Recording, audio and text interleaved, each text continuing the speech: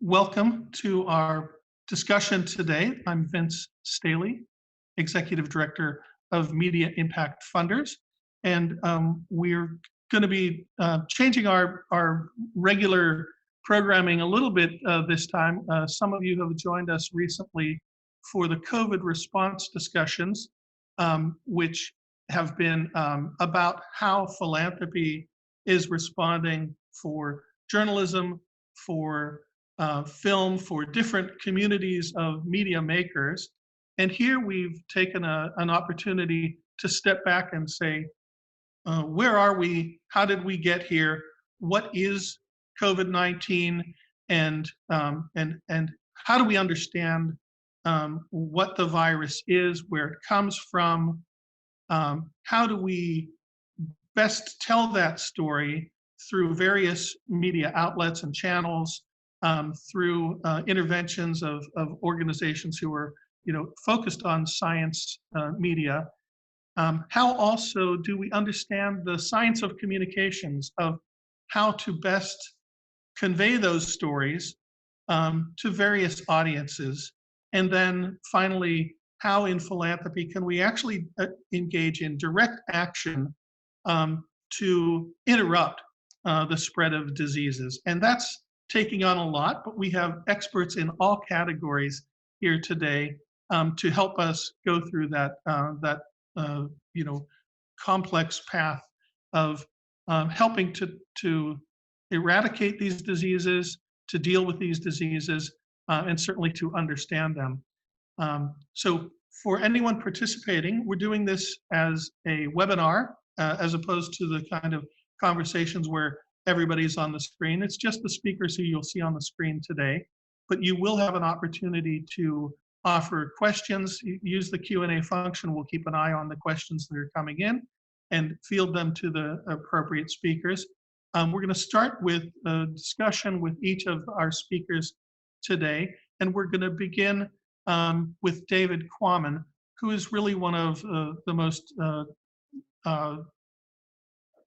expert science writers on these topics, best-selling author, and active even now in writing a book on COVID-19, but really for our purposes today, especially important to know him as the author of Spillover, which was a best-selling book back in 2012, where among other things, he repeatedly warned of the next big one. And I think we'll learn that, in fact, we're in that experience now. But I want to turn to David to help us understand, where are we, how did we get here in terms of the virus?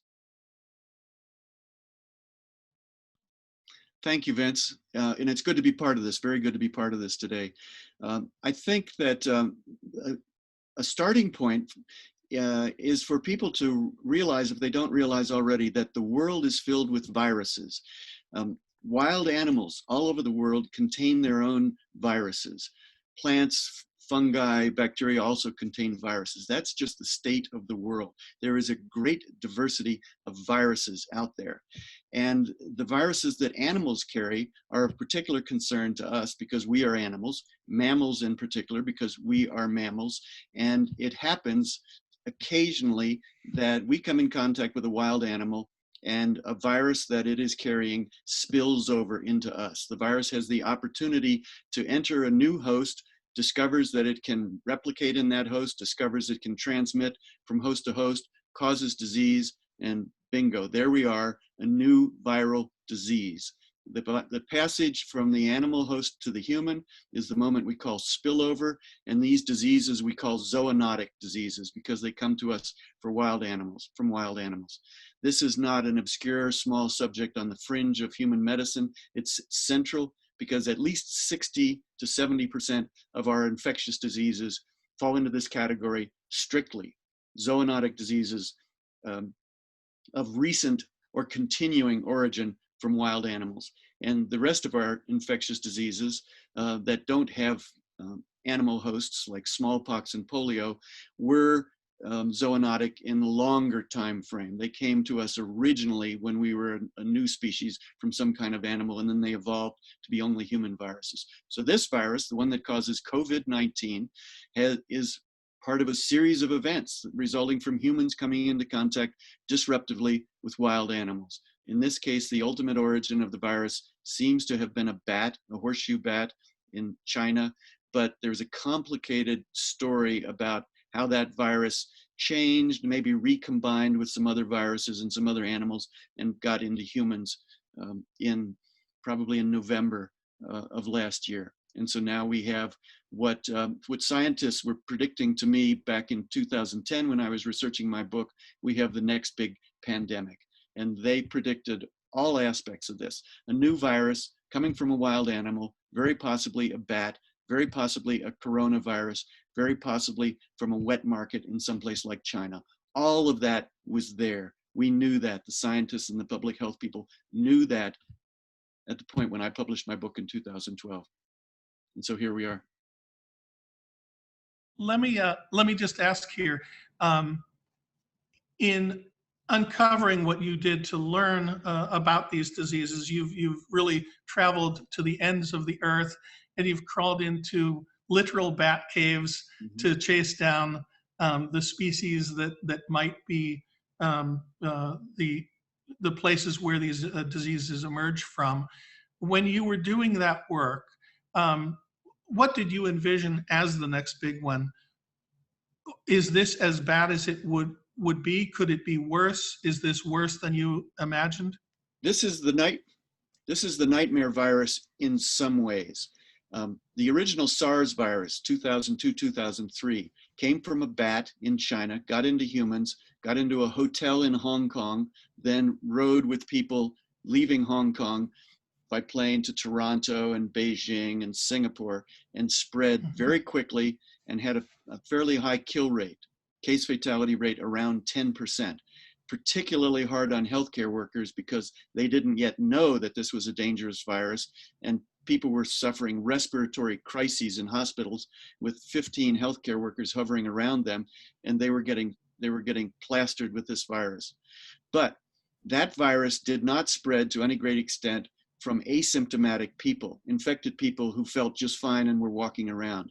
This virus is as bad as that virus, almost in terms of kill rate, but it has this additional great danger that it spreads clearly, very readily from people who are infected but asymptomatic.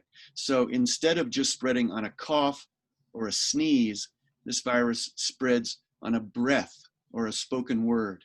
And that is what has made it escape from containment in the way that the original SARS virus did not escape from containment. We were very lucky in 2003 to stop SARS with only 800 people dead. This time we were very unlucky. So today the carriers can very well transmit it without even knowing that they're right.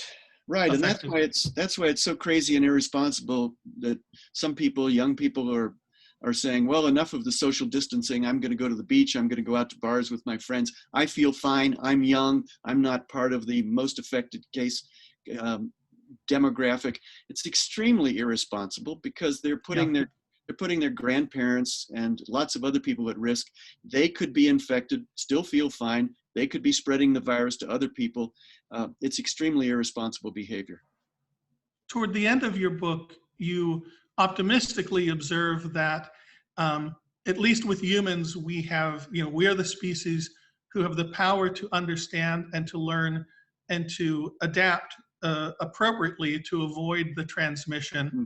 Maybe equally, we're the only species who can propagandize ourselves to disinform ourselves. I wonder if you would just observe on those two capabilities. Yeah. Well, yes, as I say at the end of the book, the good news is that we're smarter than tent caterpillars. Tent caterpillars explode into huge outbreak populations, and then they die off from viral pandemics.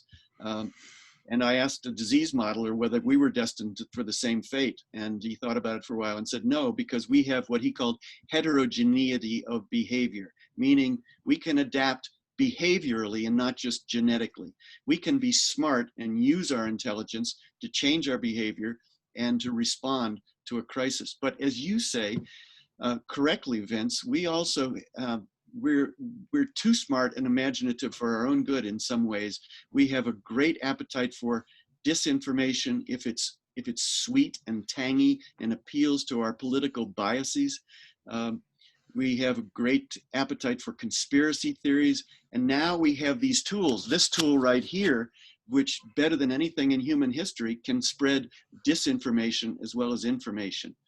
And I think that we have a crisis going on that's probably bigger than the COVID crisis. And that's the crisis threatening our democratic institutions, because some people who have been disempowered, who have been left behind economically, have turned their anger and their resentment into a great appetite for stories that appeal to them, that are unsupported by fact, that are unsupported by science. And so now it's not just a case of you have your opinions and I have my opinions, but well, you have your facts and you say that science says this, but I have my own facts and I will treasure them. And that means conspiracy A, B, or C. It's a terrible crisis for democracies. Right.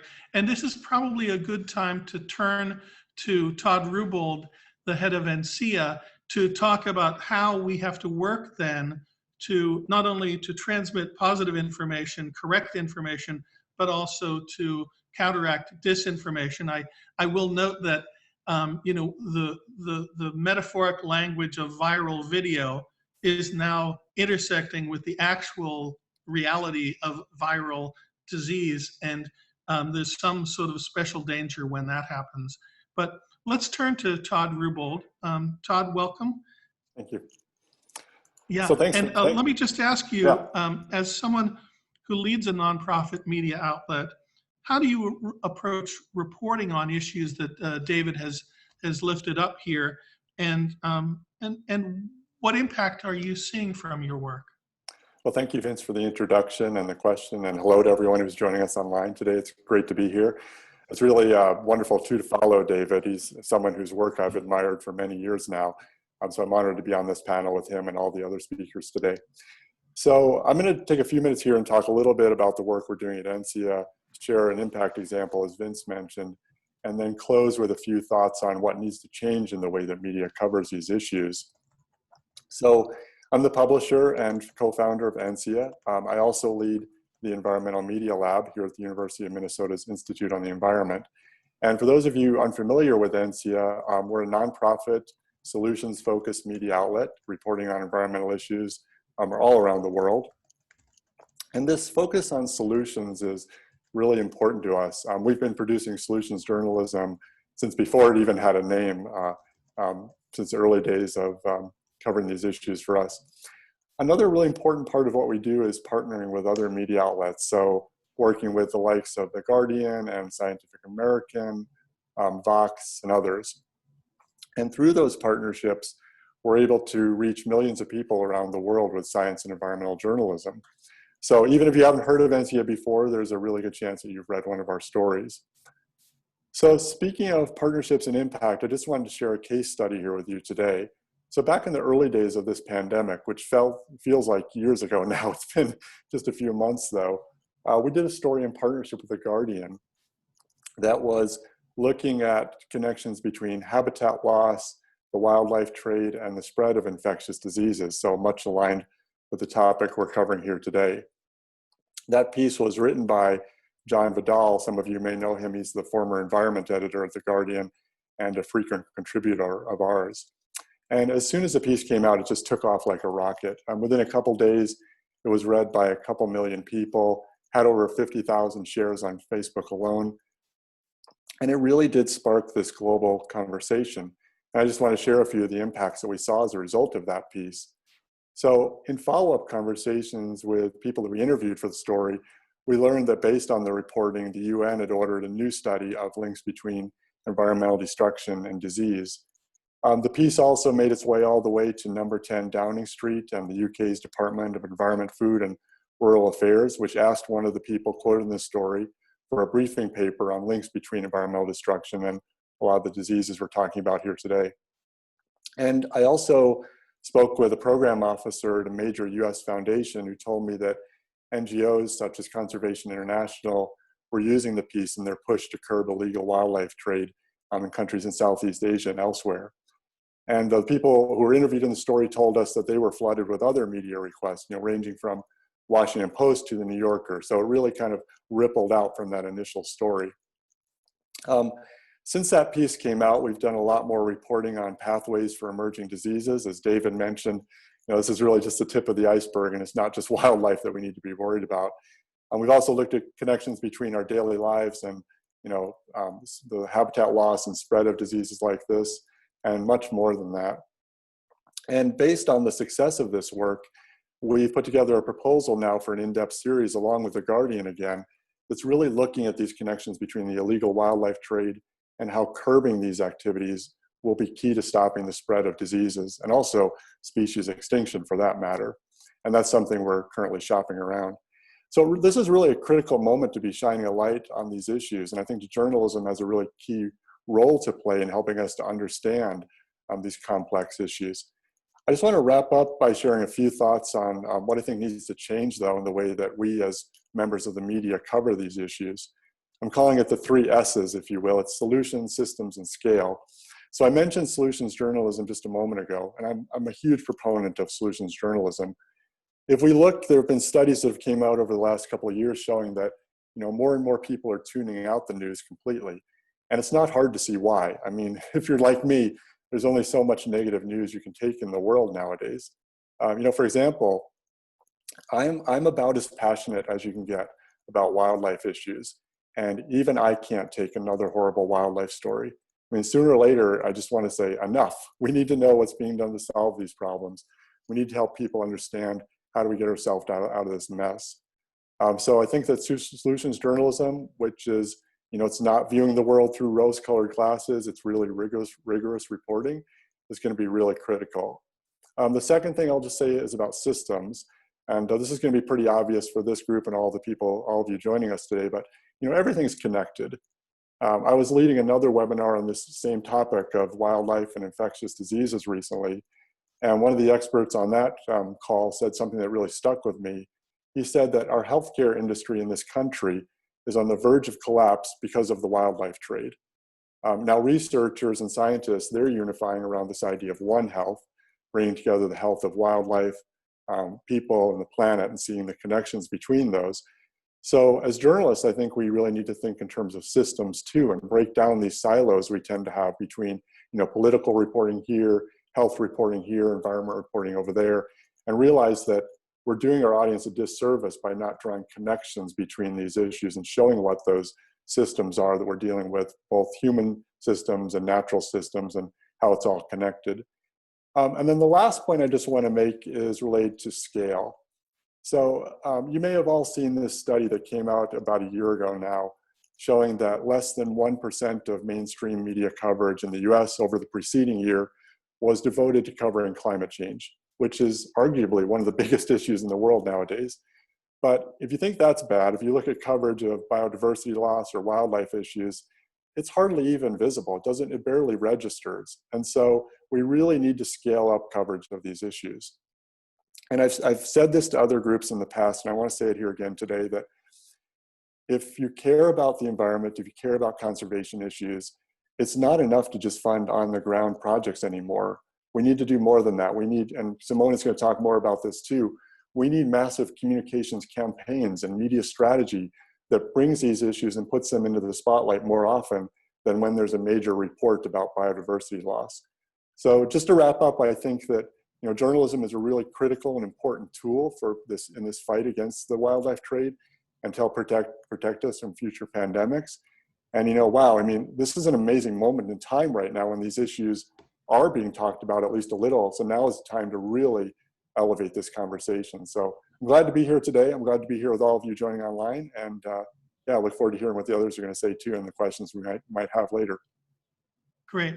Well, Todd, let me just ask you a couple of questions right now. Sure. In terms of audience demand, Yeah.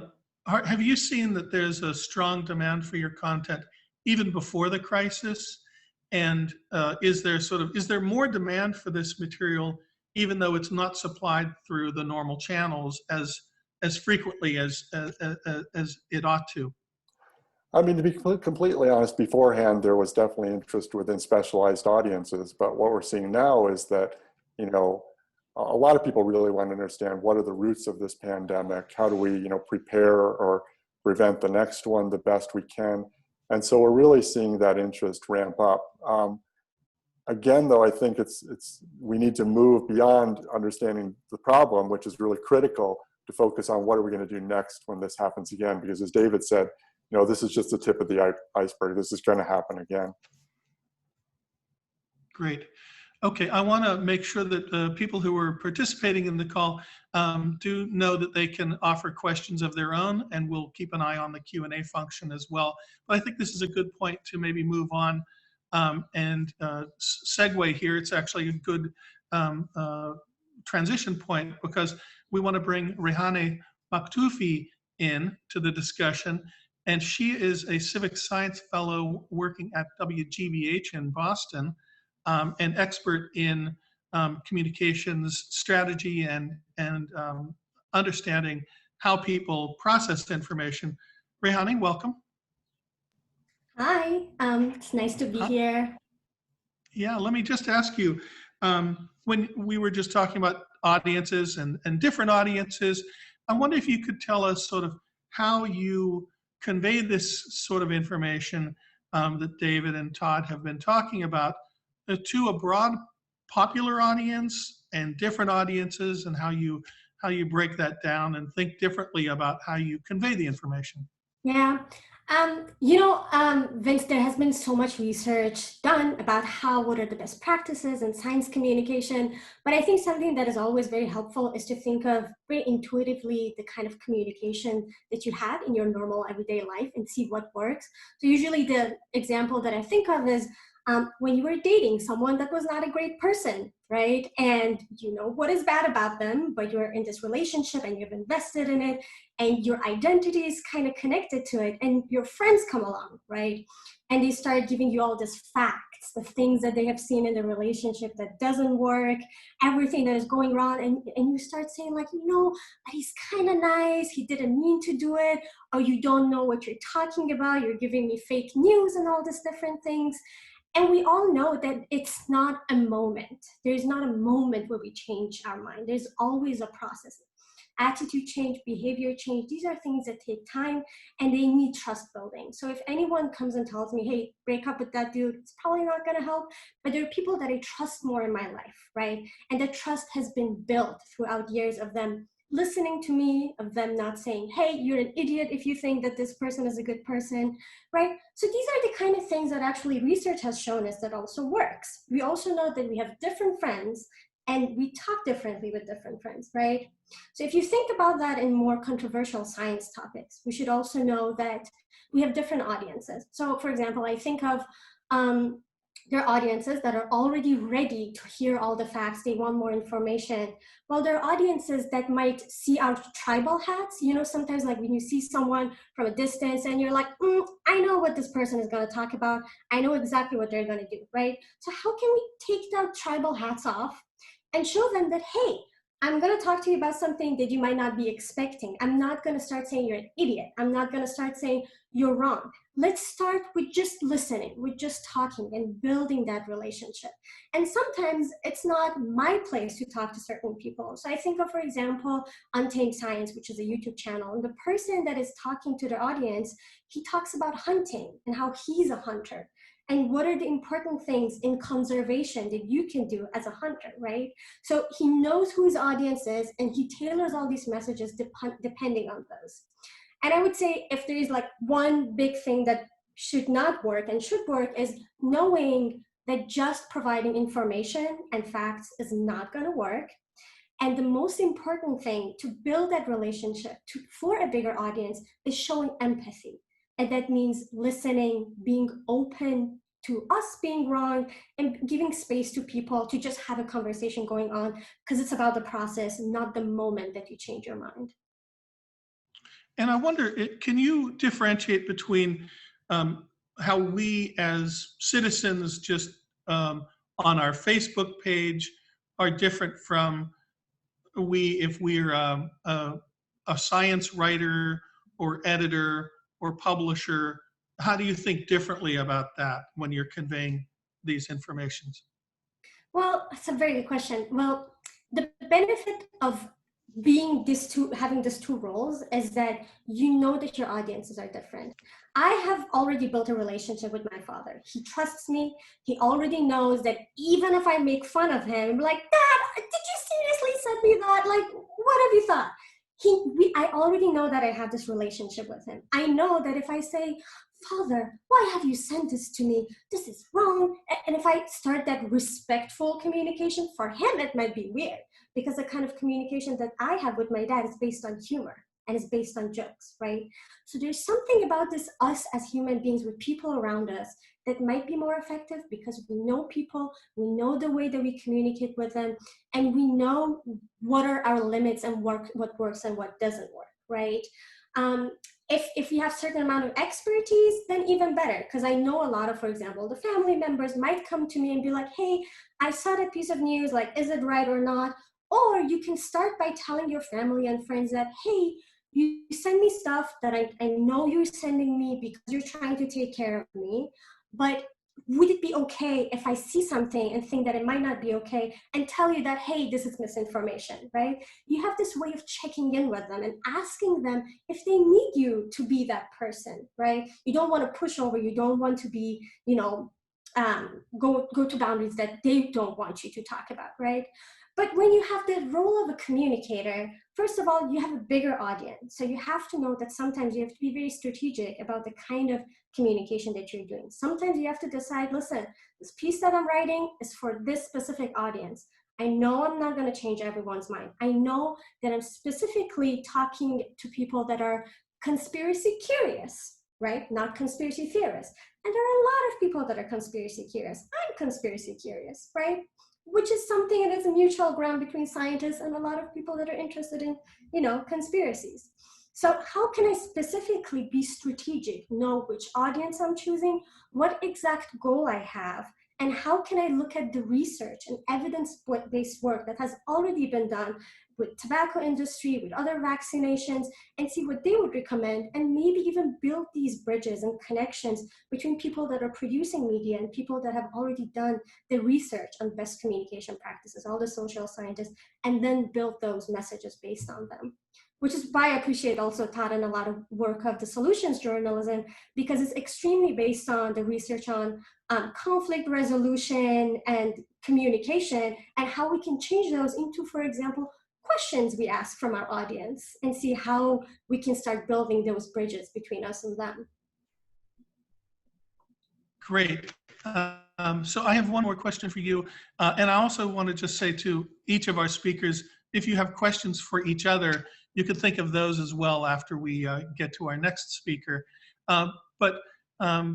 Ray, on the question of the transmission of false information through social media in particular, I think we can look back to the Science article of a couple years back that showed that on an examination of Twitter exchanges, that the false information traveled farther and faster than true information. And I think we all sort of experienced that in our own personal feed. But what do you do to counteract that tendency? What David said earlier, the sweeter, tangier things which might be dangerous for us are nevertheless most interesting. How do you make the true information sweet and tangy also? Yeah, that's an extremely great point, because I know there is all these methods that we have of flagging what is incorrect information, but we already know even just flagging them might not be helpful because some people already have started thinking a certain way. So for example, with Listerine, right? Many years ago, people started talking about Listerine. If you just take it and gargle it, then it's gonna heal your infections or whatever. And then we started saying oh no, that's actually not true. That's not how it works. And even though people realize that that's not real facts and Listerine doesn't have that effect, there's something, this feeling of truthiness that we're like, it helps me, it kind of works. So it's very tricky when we're dealing with misinformation, something that is already out there and it already made us feel certain ways. And I think that's why something that David said is very important is to, this is sweet information. how can we produce the material that kind of competes with them, right? Like if we look at a lot of this like pandemic and new conspiracy theory films, they do beautiful job with their communication strategies. They have experts. They make sure you know that they're experts and doctors and show them in this environments that are professional. They do really beautiful storytelling. And by research, we know that stories are very effective in changing attitude and behavior and lowering your, all the defense mechanisms, beautiful visuals. So again, I think what we can do is to finding those bridges between the things that we know work, especially like lessons that we have learned from, for example, tobacco communication, right? And start integrating those in the material that we produce, especially on trust building, right? Building competence as well as warmth. How can we show that I'm an expert, but I also care about you? I'm not that evil genius. I'm more a person that is benevolent, that is trying to help you, and I'm showing you how I'm trying to help you by telling you this personal story about how it's affecting me, what I am doing, my emotions, and not just facts, right? So it's a hard thing to compete with, but you have to make people curious and interested. And again, there's lots of literature on how to make people curious. Great. Well, as it happens, we have someone who's really good, who's going to talk next, at finding ways to capture the true information and help tell that story in intriguing and appealing ways. Simone Friedman is head of philanthropy and impact investments for EJF Philanthropies. Simone, are you there? I'm here. Can you hear me? Great. All right. And Simone is feeling a little under the weather. Hopefully it's nothing too serious, but she's going to share a few things today and maybe not talk too long because she's feeling badly. But I'll just say about Simone that she is equally able and willing to fund media projects and also the important work of tracking the impact of media and impact campaigns, but also when necessary to sort of go beyond to the front lines and actually fund direct work in, especially in the environment and animal welfare, and do the on the ground work as well. And so, Simone, tell us a little bit about what you're doing in these categories. Yes, thanks, Vince. So at the beginning of the pandemic, my family, at EJF Philanthropies, we've been funding wildlife conservation projects, trying to deal with wildlife trade issues, problems, extinction for years. And we've also, as you've mentioned, we've also funded media campaigns, media impact. I've funded and led impact campaigns for documentary films and books about climate and about factory farming and the food system. And so when this pandemic started, or when we first sort of became aware of the how dangerous this really is and what impact this is going to have on the world, I realized that this is something that I just can't sit by and let happen. I really need to figure out how can I mobilize my contacts and our philanthropic resources to figure out how do we prevent something like this from happening again. Because as David mentioned, this was an entirely foreseeable situation that we were in. And it is completely plausible that it will happen again in a potentially worse way. There's a possibility that our existing situation could become worse. This is a zoonotic disease pandemic that happened because viruses jumped the species, the SARS-CoV-2 virus, or it jumped the species barrier between an animal and a human, or the exact pathway is not 100% clear, but we do know that it's a zoonotic disease, that it originated from bats. Most recently in Nature, there have been theories about potentially a recombinant virus between a bat and a SARS-CoV-2-like virus in a bat and a SARS-CoV-2-like virus in a pangolin that might have come together. Maybe it, evolved into a human virus in a human. Maybe it evolved somewhere else. But we do know for a fact that this is a zoonotic virus. This is a zoonotic disease. And so what I started to do was to really bring together groups that are working on the ground to try to stop zoonotic diseases from happening and deal with this problem of how do these diseases how do the viruses mix,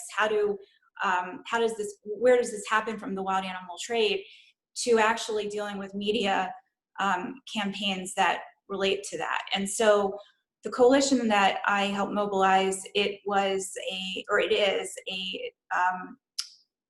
led by 3 different NGOs, Wild Aid, a group called Wild Aid, which does demand reduction, media impact campaigns, Global Wildlife, and Wildlife Conservation Society.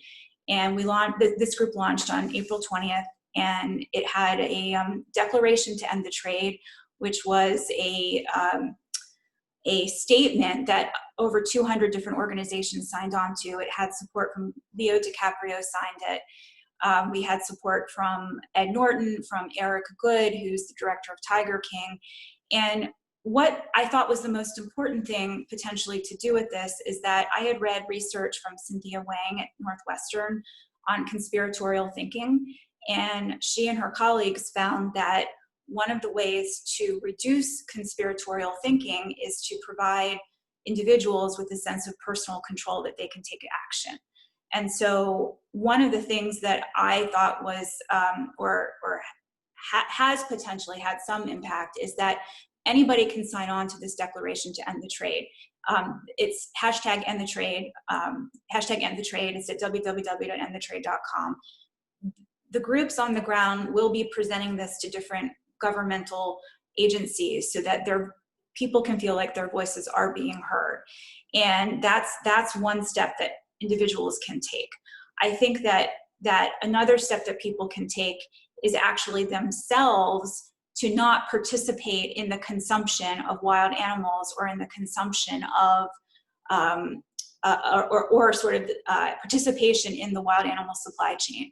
And it's really important to understand that zoonotic diseases, they don't respect whether the animal that they're in virus is in is illegal or legal. It's their zoonotic disease. There is a non-zero zoonotic disease risk when you have, in mammals and birds especially, for humans. And so the group that is really sort of trying to tackle this issue of humans not participating in the consumption of these animals that can result in disease is this Wild Aid group that I've been supporting. And we can show a video, if you'd like, of an example of one of their campaigns that they've done. Right. If you want in terms of, yeah, let's do that in a moment. But if you could just set it up for us, who's in the video? We're going to see in a moment, and who is the audience for this video? So the audience for this video is actually citizens in China. So it's really trying to give people who live in China that sense of personal control, that they can do something to stop this pandemic from, stop disease transfer from happening. And it uses celebrity super. It wasn't clear to me because it was in English. We could understand it. This is it seemed to be for a different audience. Yeah, this is the English version. Okay. Let's see if we can take a look at that.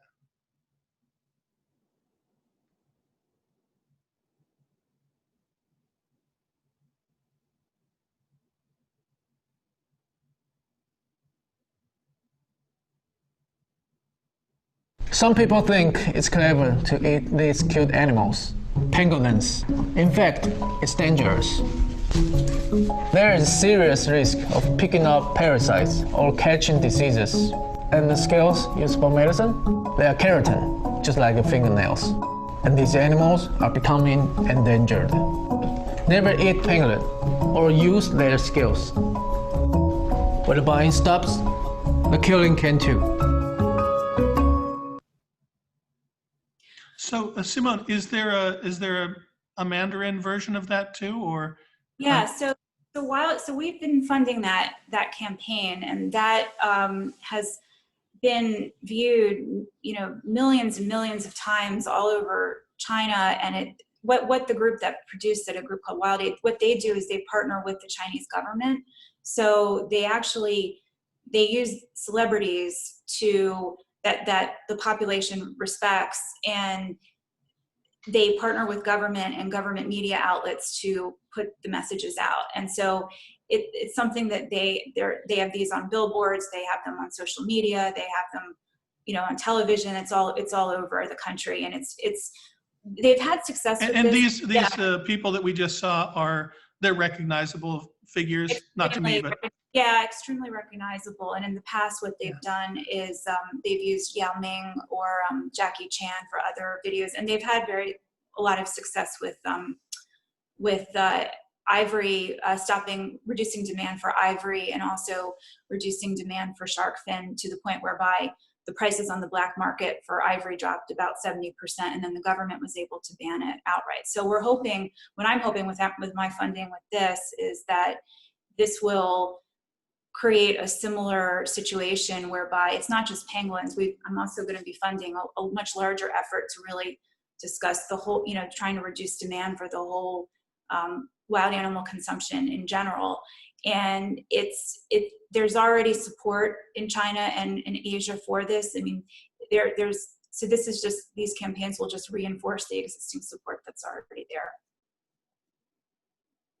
I wonder if there's any question from each other, from speakers. I know that in a planning discussion, we had a little bit of a dialogue back and forth with David and Simon in, you know, how do we manage the information and the disinformation? David, did you want to perhaps jump in here on that topic? Unmute myself. Yes, although I also have a question I'd like to ask Todd. Feel free. Okay. Todd, when you're talking about sort of the bandwidth of the public, and this is really a question to all my fellow panelists, the bandwidth of the public for receiving news about these very serious issues. And I think of them, and you probably think of them too, as the three big problems that face us on this planet, and that is climate change, loss of biological diversity, and the threat of pandemic. And they're interconnected because they all come from the same ultimate causes, and that is the human footprint on the natural world and human demands on the natural world. But they run parallel like three great rivers. I have been concerned in recent years as there has been a rise in concern about climate change, whether there was a loss of concern about biological diversity for its own sake, whether that one really legitimate, serious, urgent problem was pushing this other problem out of the picture frame. Do you have thoughts on that? Yeah, I definitely share that same concern too. I mean, we've seen a rise in terms of the amount of climate coverage in the past few years, which has been great. I still don't think it's anywhere near what it needs to be in terms of saturation and coverage of the issue and the complexities of it. But I totally agree. I mean, I think that little bit of coverage that we've devoted to, you know, quote unquote environment has really pushed aside some of these other huge issues you're mentioning around deforestation, biodiversity loss, wildlife issues. I'm really concerned about that. I'm also really concerned about something else related to this, is that when we launched NC, it was back in the midst of the last Great Recession. And one of the reasons we did that was because we saw this decline in, you know, really critical and high quality science and environmental coverage at a lot of major media outlets. I'm worried that we're going to see the same thing now happen again with what seems to be a pretty significant depression we might be heading into, that it's going to be easy to cut that little bit of science and, conservation related coverage that we do have right now. So I'm definitely concerned about that issue. And I think that, you know, we've talked a little bit about misinformation here. You know, if you look at the amount of funding that's going into these misinformation campaigns and then compare that to what's being done around, you know, journalism or campaigns like Simone was talking about to help turn this tide, it's just unbelievable the amount of money that goes into disinformation right now. So I'll just say that and leave it to others to jump in too. Yeah.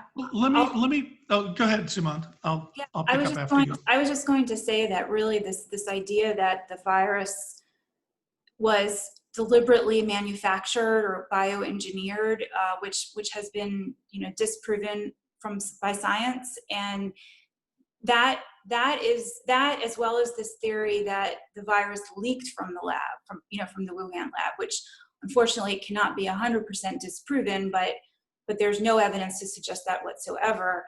But that doesn't stop people from believing it. And it doesn't stop people that one would think would otherwise be very critical and very thoughtful, people with graduate degrees. I mean, I can't tell you the number of people with whom I've spoken who believe that the virus leaked from the lab, and that was how this all started, and don't even understand that the lab was working on bat viruses that are not the same as the SARS-CoV-2 virus in humans anyway. So there's the stickiness, you know, or as David said, the crispiness or the sexiness of these conspiracy theories is so extreme, and that is the biggest barrier to change and to preventing this from happening again, is this intransigence of these ideas that people just cannot get out of their head. And the problem is that I think that when I see coverage about, you know, in the media about the origins of the virus, it's, you know, it's on one hand, Ray, it's sort of similar to what you were saying about how it's not, I don't think that journalists are quite tapping into why people believe in the conspiracy theories and really doing enough to truly somehow, you know, release somehow replace in people's minds of those conspiracy theories with more facts, or it's something that people are going to believe. And I don't know what the answer is to that, but this is the biggest barrier to creating change and to preventing this from happening again. Well, it's clear that there is a competition of ideas between good information and bad information, misinformation, disinformation, and denialism. And I think one of the things that, you know, one aspect of that I think that you're bringing up, Simone, is the demonization of science and research and labs, when in fact those are part of our protection against these diseases. And one of the things that comes through very clearly in the book Spillover is the really important and dangerous work of investigating viruses in these labs. We have labs, China has labs. Thank God they have labs. I mean, the idea that there would be a lab in Wuhan as a scary thing, it would be scary if they didn't have a lab. But, you know, one of the other things I think it is useful to see as a parallel between the science denialism that is creeping into, you know, the information about the virus is similar to the science denialism that happens in climate work. So I think that much we should be aware of and acknowledge and confront that. So we are going to be actually, just as a small advertisement, we are going to be focusing on climate and the environment in our Media Impact Forum, which was traditionally a day together in person. We were going to do that on June 2nd. That's obviously not possible now. So we've reconfigured that programming to happen over 6 short programs, Tuesdays and Thursdays between June 9th and June 25th. And we'll post the link to register for that in the chat as well. But we're going to have some amazing programming on climate. We're going to kick off with Amy Goodman interviewing Jane Fonda and Ayanna Elizabeth Johnson. It's some really exciting programming for us, and it picks up on this parallel too. So I want to also invite any of the other, Rihanna or Todd or David, to comment on the science denialism and the misinformation theme, if you have any more to add on that. I'd like to say something briefly in response to what you were saying about the competition of ideas and the competition of information. I think it's important for us to recognize also it's a competition of stories. One of the things that conspiracies have on their side is that they're good stories, exciting stories. People embrace them. They want stories, and particularly they want stories that entertain them, embrace them, excite them, but also sort of reinforce their political dispositions and their their sense of identity. I mean, there was a time in the late 19th century when, I can't remember the name of the astronomer, he was at Harvard, I think, he had a telescope, he was looking at Mars, and he started telling people there are rectilineal canals on Mars. And so people started to believe, well, Mars is inhabited, then there's proof of it, because this Harvard astronomer has seen rectilinear canals, it must be irrigation canals, on Mars. They weren't there. It was an illusion, but it was an illusion that people embraced because it was an exciting story. It's a great story, great. You know, canals on Mars, civilization, gardening on Mars.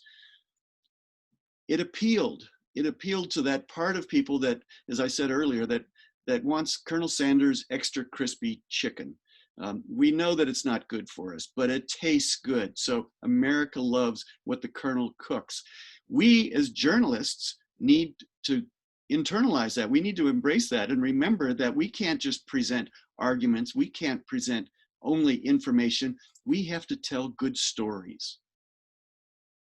Yeah, and Well, I will just say, for anybody who hasn't read David's books, they're extremely well-written stories. I know you're not asking for a pat on the back from a distance here, but I will say that some of the language just jumps off the page or out of the audiobook into your ears.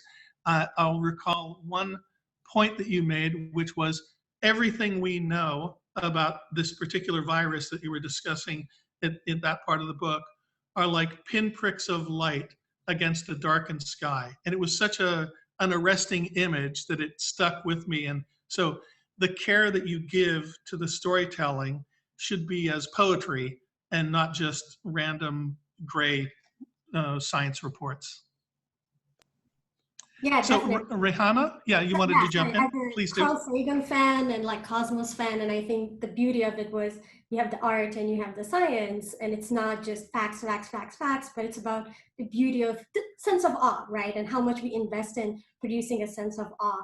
And I think something else that I want to add is it's important to constantly remember that topics like climate change and COVID and everything, they're kind of politicized issues in science. So most people trust scientists. Actually, scientists have a fairly high position in how people trust, different groups. So it's probably the military, and then there's scientists, and then somewhere here is actually, Congress and journalism and things like that. So that's good. It's something really good.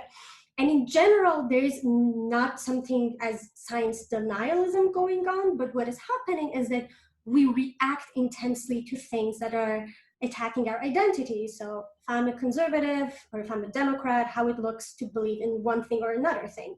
Most people are not conspiracy theorists. Most people are conspiracy curious. Most people are not, looking for fighting necessarily, but they're trying to protect their own identity. And I think these are things that in the rhetorics that we have conversations with people, it's also very important not to like address them as like, hey, you're like, what, you're denying science, why are you anti-science? But more like, hey, why are you thinking about this certain thing in this certain way, right? So it's like all those very good important things to remember. And again, going back to Carl Sagan, I feel like this is something that he did with the way he was talking about science and the beauty of science, that it was just like, hey, let's talk about how beautiful this thing is, right? And deep dive into the science of it and how it connects us all.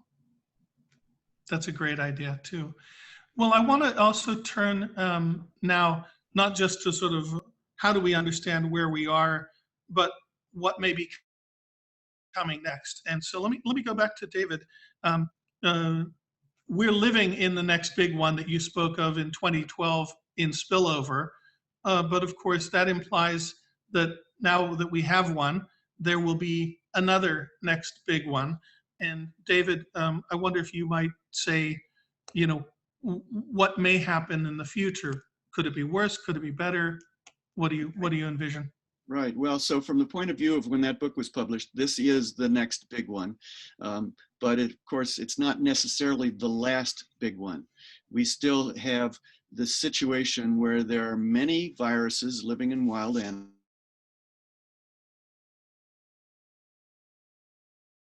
spread among humans and cause serious disease. We can, and there are stages in in that process. And I may have mentioned these earlier, spillover, when a virus goes from its animal host into its first human. And then if there's transmission, you have an outbreak. Maybe you have 20 or 30 cases in an African village, and people are concerned, but you know, is it malaria? Is it Shigella, or is it something new? Oh, it's a new virus. Then you've got an outbreak of a new disease. You need to stop that outbreak from turning into an epidemic, as it did in West Africa in 2014 with Ebola. And you need to stop that epidemic from turning into a pandemic. It's almost impossible for us to prevent spillovers from happening. As long as there are 7.7 billion of us on this planet, we're hungry for resources, for not just for meat, but for timber and for minerals and all these things that we take from the natural world. So there will be, unfortunately, spillovers of viruses from animals into humans. If we have a highly sophisticated, well-supported, internationally coordinated system of surveillance, prepared. I muted myself. Now I'm unmuted. We can potentially contain outbreaks before they become epidemics and pandemics. It'll take a lot of resources, as I said, international cooperation, political will, money, training of scientists, placing of scientists and parascientists in remote places where they can notice when an outbreak happens, when there are 20 or 30 people sick from a mysterious fever, a virus is identified, the genome of that virus is sequenced, the sequence goes around the world instantly. Platform vaccines are ready to adapt to that new virus. If it's a coronavirus, we have a platform coronavirus vaccine. We can quickly adapt it to a new vaccine. We have diagnostic test kits that we can adapt quickly so that there can be screening at airports. Within hours or days, these things should be put into place. And if we do that, well, first of all, we'll need political leadership, decent political leadership, to make those judgments. So as voters, we have to, I won't get political here. We have to elect decent, visionary, courageous, honest political leaders, and then set the system in place. And then I think it's possible that the next one doesn't have to be as big as this one, although there's always the potential that the next one could be as big as this one or much bigger. There are things out there that could be much worse than this. We have to be prepared against that possibility. Well, that's great guidance for us. And Simone, do you have a concern for what's next? Do you have anything to offer on this point? Well, I think that we need to, even though it might not be possible to 100% prevent another pandemic, we can dramatically reduce the risk of another zoonotic disease pandemic by removing the conditions that are making this disease transfer more likely, such as that are all involved in the wild animal trade, which the commercial wild animal trade. So I'm not talking about, subsistence hunting or, indigenous cultures or anything like that. I mean, the actual commercial trade of wild animals, which is also resulting in biodiversity loss and massive environmental problems as well. But we learn, I think, yes. if I might just interject yes. here, which we learn, at least in spillover in particular, I learned that while some of this practice has its roots in tradition, actually it has exploded in a commercialization of the modern, commercial environment in China and elsewhere. So it's not like it's all so deeply rooted. Some of this practice is actually industrialized in very recent years. Correct, yes. Yeah. Well, we're running out of time here, but I want to see if Todd and Rihanna have any other additional last words to wrap us up with. Rihanna, do you want to go first? Okay, I'll just say one thing quickly that I was just thinking about. Last year there was this major IPBES report that came out talking about the number of species around the world that are going to go extinct if we don't change the way we act. And this kind of goes to the point I was making earlier, that you had this huge spike in coverage when the report came out, and then nothing. That's why I love the work of Wild Aid and what other organizations are doing like that, to keep this in our attention, more regularly, to build those campaigns over time. I think we need to do more of that, whether it's communication strategy, media strategy. It just has to stay in our, front of mind more than it is right now. It's really critical. Yeah, thank you. Henry? Sure. I think this is such a good time to think more about civic science and how we can use all this practice that has been around about best practices and engaging your audience, showing care, listening, and changing attitude and behavior, and seeing how we can build these bridges between practitioners and researchers and nonprofits and campaign manager and strategies to build a network that would actually facilitate all these changes. And I think this was the push that we all obviously needed, but also we know that climate change, even for us, even though we know it's now, it still seemed a little distant, but COVID made us just be like, okay, gotta make this thing work right now. And I think this was, I don't know, something that came out of this. Yeah, great. Well, hopefully we will have learned some important things from the disease. I certainly feel like I've learned a little bit more from this conversation. I really want to thank David and Todd and Rehana and Simone for making us all a little bit more knowledgeable about this and giving us, I think, some reason for optimism. If we are the species that can learn and adapt and change our behaviors, maybe we can undercut some of the climate and environmental factors that are driving some of these diseases out of the forests and into our lives. So thank you all for this enlightening discussion. Very welcome, Vince. Bye. Good to be with you. Thank you. Thank you for having Thanks, us. David.